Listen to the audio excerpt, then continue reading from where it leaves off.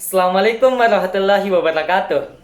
Saya Andi Afdal Hilmi dari kelas 10 IPA khusus UPT SMA Negeri 7 Wajo akan menjelaskan tentang bakung putih yang bernama Latin Clinum asiaticum.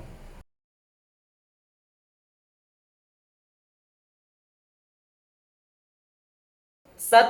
Tersebar luas. Bunga bakung tersebar dari daratan Eropa, Asia, hingga ke daratan India. Jadi, bunga ini cukup mudah ditemukan. Terkadang, ada juga bunga bakung yang tumbuh secara liar.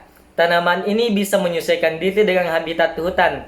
Jadi, bunga bakung bisa tumbuh di pegunungan, padang rumput, dan rawa-rawa. 2. Merupakan tumbuhan tahunan. Di sini, bunga bakung termasuk tumbuhan tahunan. Jadi, dalam 1 tahun, bunga bakung hanya berbunga 1 kali. Bunga bakung memang jarang berbunga, tetapi ketika berbunga, bunganya bisa bertahan cukup lama. Tingginya kurang lebih 60 sampai 180 cm. 3. Dasar umbi.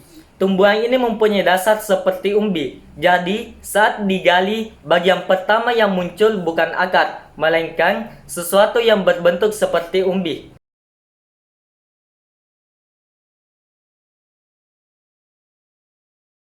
Selain sebagai tanaman hias, bunga bakung juga dimanfaatkan sebagai obat-obatan.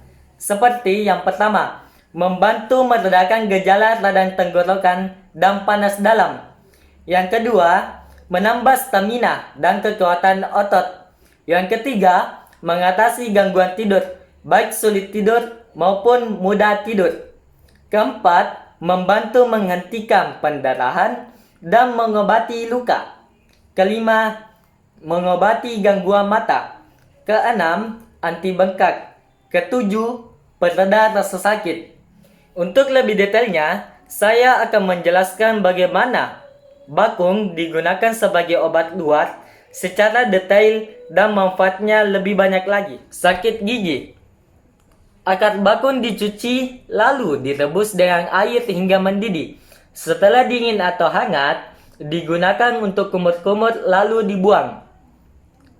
Kaki dan tangan bengkak. Rematik. Daun bakung dioles dengan minyak kelapa. Dilayukan di atas api, lalu ditempelkan atau dililitkan pada bagian tubuh yang sakit.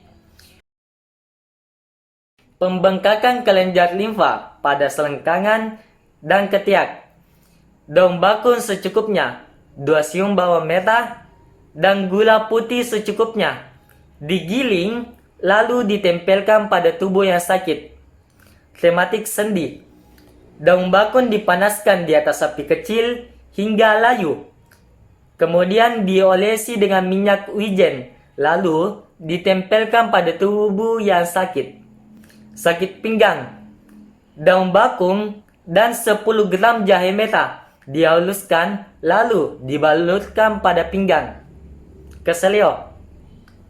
Daun bakung dihangatkan di atas api kecil hingga layu, lalu ditempelkan pada tubuh yang sakit. Bisul.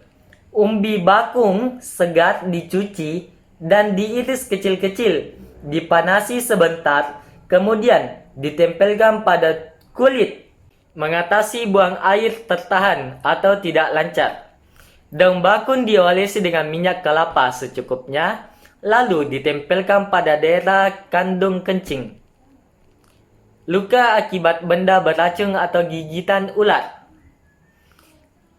Dengan cara 5-10 gram umbi bakung dicuci bersih, lalu dihaluskan, disaring, lalu airnya diminum dan ampasnya diletakkan pada tempat yang luka, kemudian dibalut. Perlu Anda ketahui dan perhatikan juga, tumbuhan bakung beracun, terutama umbinya, gunakan secara hati-hati.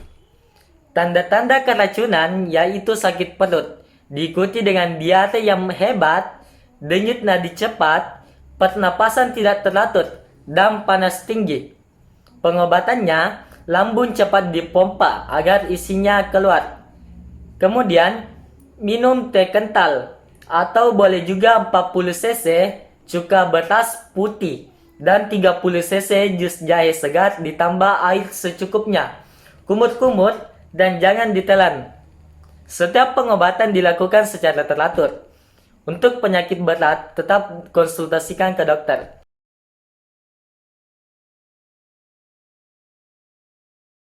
Pertama, persiapan lahan.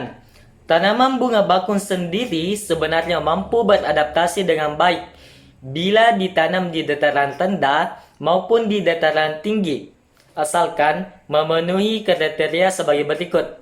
Yang pertama, tanahnya gembur. Kedua, memiliki pH tanah yang normal antara 5 sampai 7,5. Yang ketiga, terpapar cukup sinar matahari minimal 4 jam sehari. Yang keempat, lingkungan bersuhu sejuk. Jika pada dataran rendah, Anda bisa menempatkannya di dekat tanaman perindang. Yang kelima, memiliki drainase yang baik. Yang keenam, memiliki cukup unsur hara. Yang ketujuh, jauh dari pantai agar tidak terkena aerosol air asin. Kedua, penggemburan tanah. Tujuan penggemburan tanah pada cara penanaman bunga bakung ini ialah agar akar tanaman mampu berkembang dengan baik sehingga unsur hara dalam tanah lebih mudah diserap. Untuk penggemburan tanahnya, Anda bisa menggunakan cangkul. Ketiga, pemberian pupuk dasar. Pupuk dasar berfungsi untuk meningkatkan kandungan unsur hara dalam tanah, sekaligus menjaga suplai unsur hara selama tanaman hidup di lokasi tersebut. Pupuk dasar yang digunakan pada cara penanaman bunga bakung ini adalah pupuk organik saja, dengan syarat bahwa pupuk organik tersebut siap diserap tanaman. Untuk langkah praktisnya, Anda bisa menggunakan butiran organik yang banyak dijual di toko pertanian sebagai pupuk dasarnya. Yang keempat, pembuatan lubang tanam. Buatlah lubang tanam dengan kedalaman sekitar 5 cm. Sebelum ditanami, maka Anda bisa mengocorkan insektisida dan fungisida pada lubang tersebut agar tanaman nantinya bebas dari serangan serangga atau jamur pengganggu. Yang kelima, penanaman umbi atau bibit bunga bakung. Tanaman bunga bakung ini memiliki cara perkembangbiakan melalui umbi. Jadi cara menanam bunga bakung ini hampir mirip dengan cara menanam bawang putih, bawang bombay, atau cara menanam talas. Kita harus memilih umbi yang berasal dari tanaman bunga bakung yang sehat. Pisahkan umbi tersebut agar segera ditanam. Umbi yang terlalu lama malah justru akan kering dan kurang sehat. Tanam umbi dan sisihkan sedikit bagian atasnya, yaitu bagian yang akan tumbuh tunas. Sebaiknya pilih waktu pagi atau sore saat menanam, lalu segera sirami agar umbi tetap segar dan cepat tumbuh. Yang keenam, penyiraman tanaman bunga bakung. Tanaman umbi seperti bunga bakung ini memerlukan suplai air yang memadai.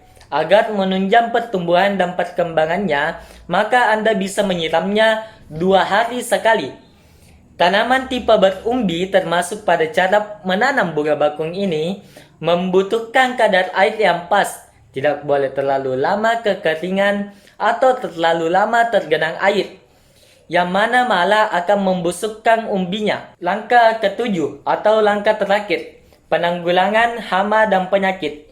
Beberapa hama yang menyerang bunga bakung ini ialah dari golongan serangga semisal ulat dan uret.